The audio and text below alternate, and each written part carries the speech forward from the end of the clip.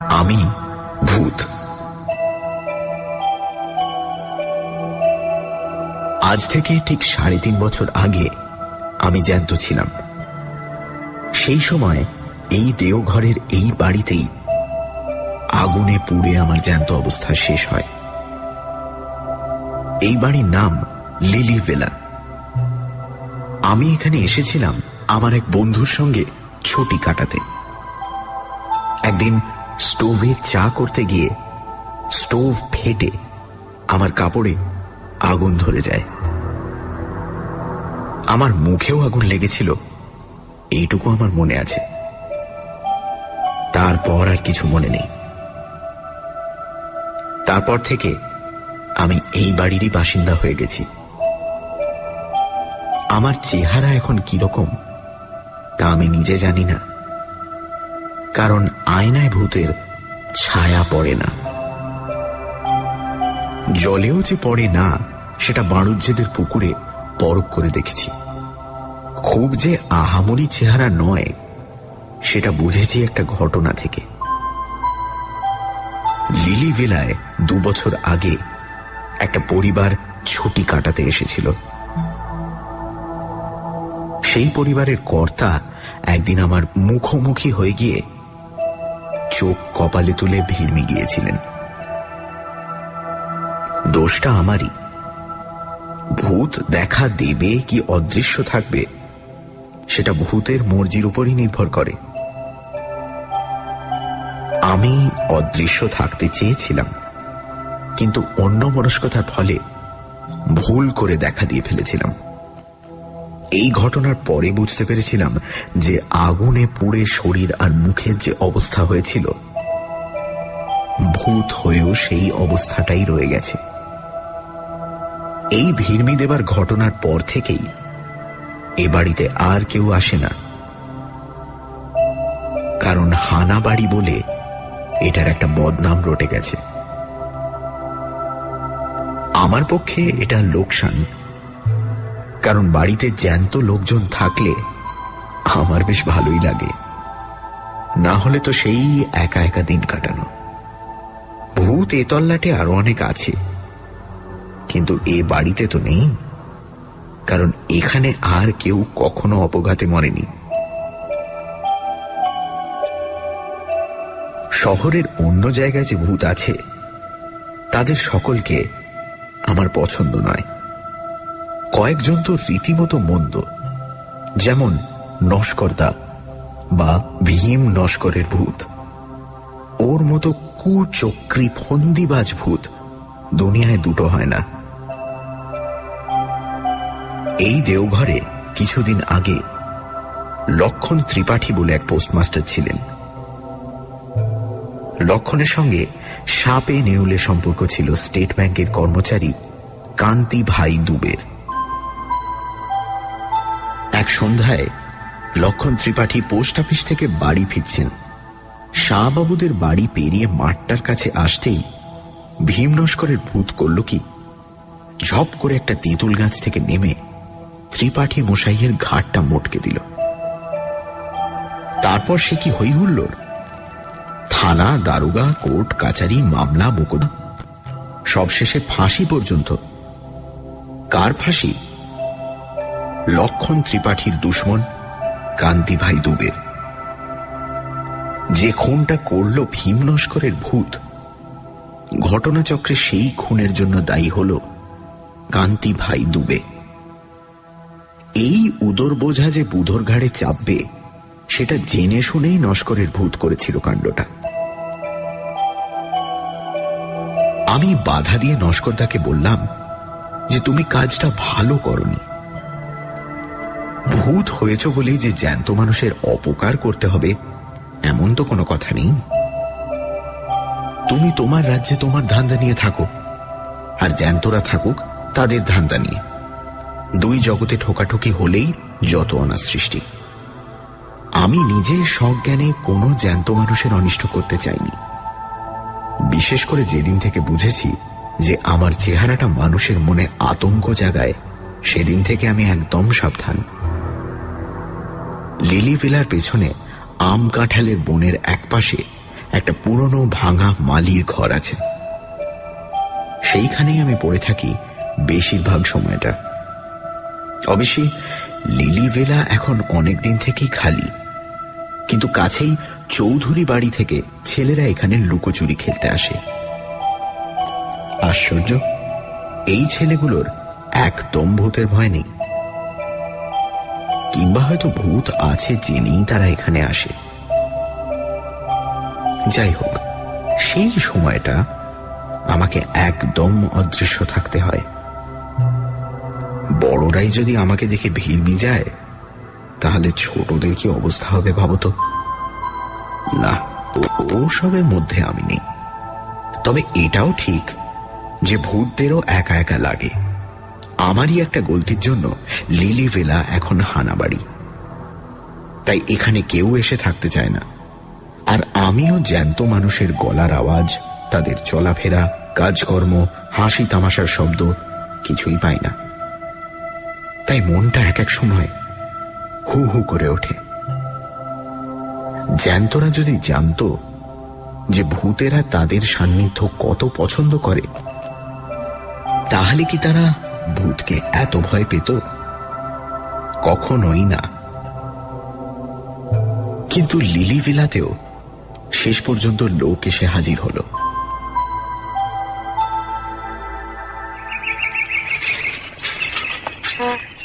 একদিন সকালে একটা সাইকেল রিকশার হর্ন শুনে ঘর থেকে গলা বাড়িয়ে দেখি রিকশা থেকে মাল নামছে।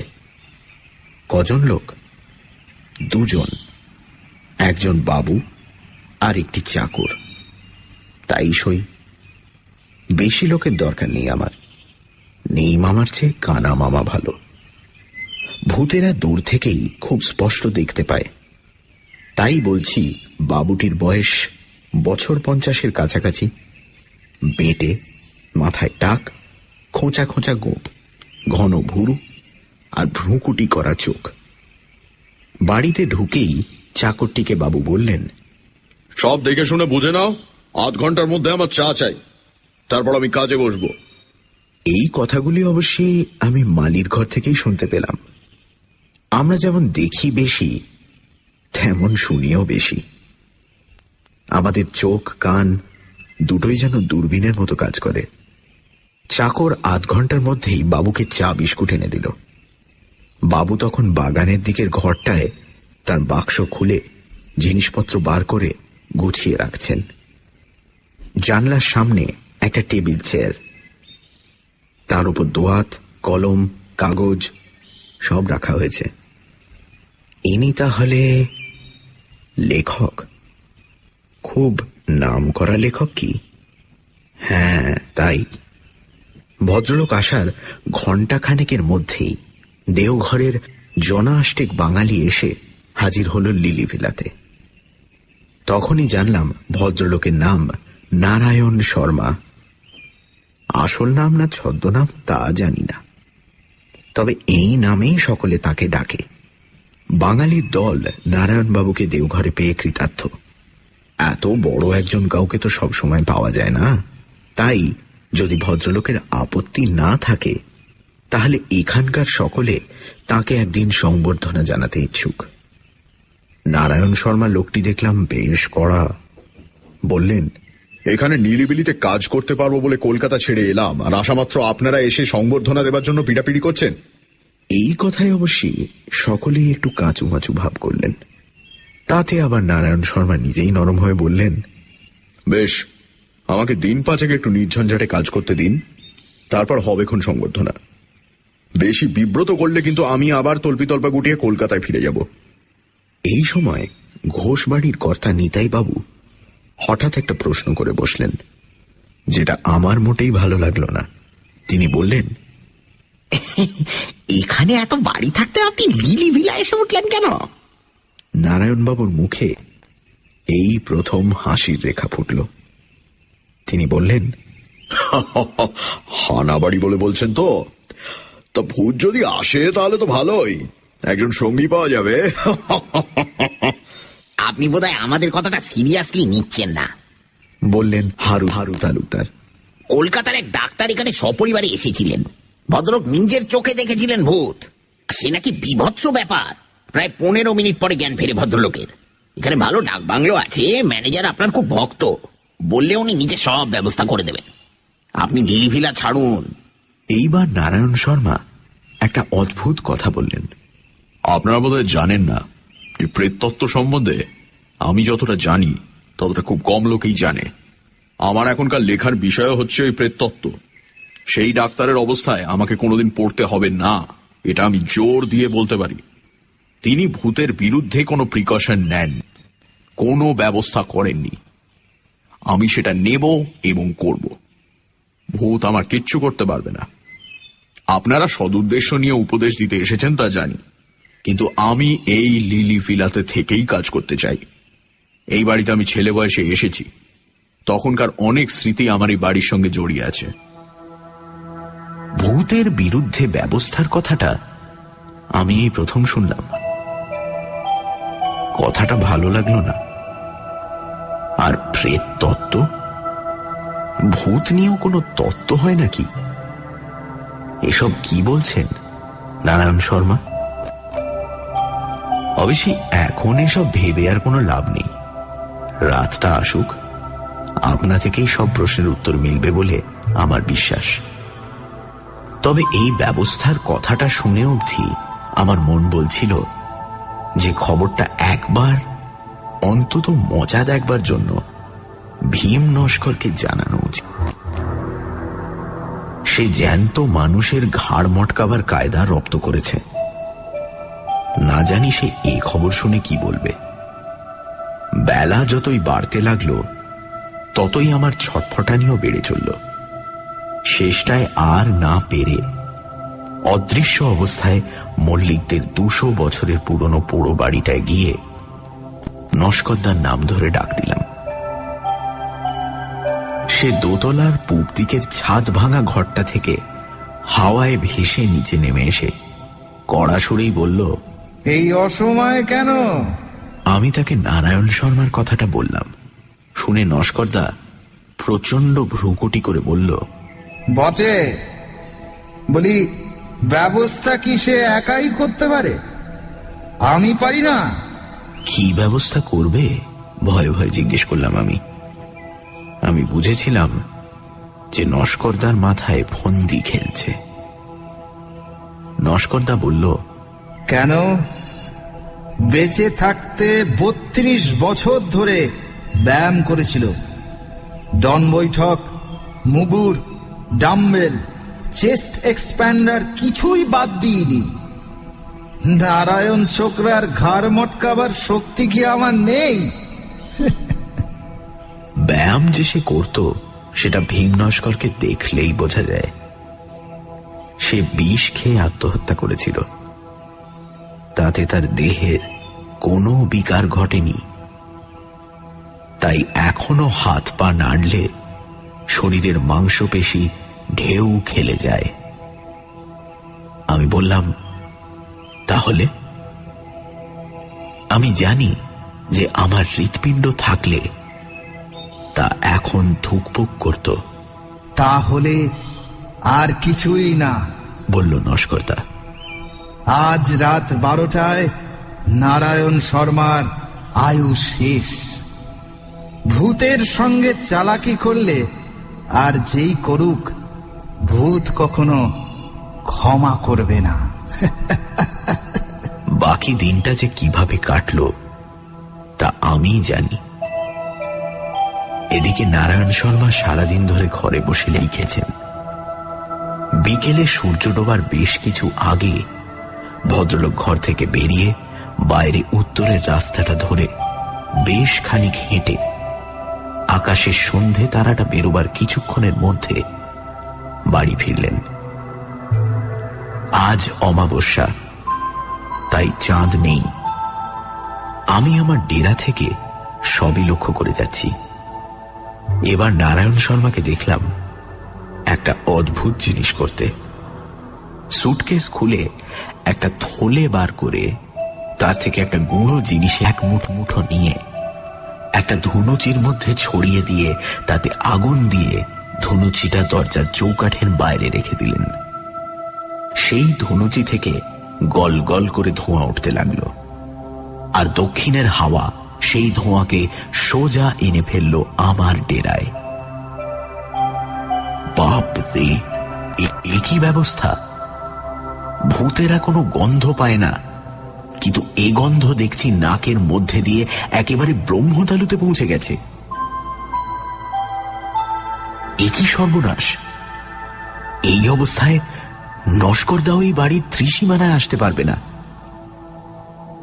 আর সত্যিই তাই হল। মাঝরাত্রি নাগাদ আমার ঘরের পেছনের পাঁচিলের ওদিক থেকে চাপা গোঙানি শুনলাম। সুধন্য, ও সুধন্য! সুধন্য আমার নাম। বাইরে বেরিয়ে দেখি রাস্তার ধারে ঘাসের ওপর নাক টিপে বসে আছে ভীম নস্কর। নাকি সুরেই কথা বলল সে। 21 বছর হলো গঙ্গা প্রাপ্তি ঘটেছে আমার, আর এই প্রথম জ্যান্ত লোকের কাছে হার মানতে হলো। মানুষ যে এত কল করতে পারে সে তো আমার জানা ছিল না। ও লোকটা পড়াশোনা করে নস্করদা, ও অনেক কিছু জানে। ও হো হো, এমন একটা লোকের ঘাড় বটকাতে পারলে কি সুখ হতো বলো দেখিনি। সে যে আর হবার নয় সে তো বুঝতেই পারছো। তা পারছি। আজ আসি, এক নতুন অভিজ্ঞতা হলো বটে। নস্করদা চলে গেল, আর আমিও নিজের ঘরে ফিরে এলাম।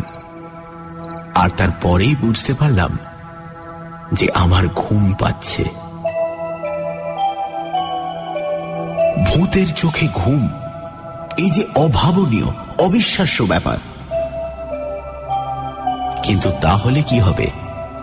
ওই ধোঁয়াতে এমন জিনিস আছে যা ভূতকেও ঘুম পাড়ায়। অথচ রাতই হলো ভূতের চড়ে বেড়ানোর সময়। আমি আর থাকতে পারলাম না। একটা ঝিম ধরা অবস্থায় ঘরের মেঝেতে শুয়ে পড়লাম। ঘুম ভাঙল একটা গলার শব্দে। সময়টা সকাল। আমি ধড়ফড়িয়ে উঠে বসলাম। বসেই সামনে তাকিয়ে চক্ষু স্থির। ইনি যে নারায়ণ শর্মা সেটা বুঝতে পারছি, কিন্তু এর এমন দশা হলো কি করে? নারায়ণ শর্মাই আমার প্রশ্নের জবাব দিলেন। চাকরটা ঘুম থেকে ওঠেনি দেখে স্টোভ জ্বালিয়ে চা করতে গেছিল। স্টোভটা বাস্ট করে। ওরা বোধহয় ওদিকে আমার মৃতদেহের সৎকারের ব্যবস্থা করছে। আমি একটা ডেরা খুঁজছিলাম, তখনই ঘরটা দেখতে পাই। এখানে আরেকজনের ঠাঁই হবে কি? আমি অত্যন্ত খুশি হয়ে বললাম, নিশ্চয়ই হবে। যাক, দুই মুখ পোড়ায় জমবে ভালো।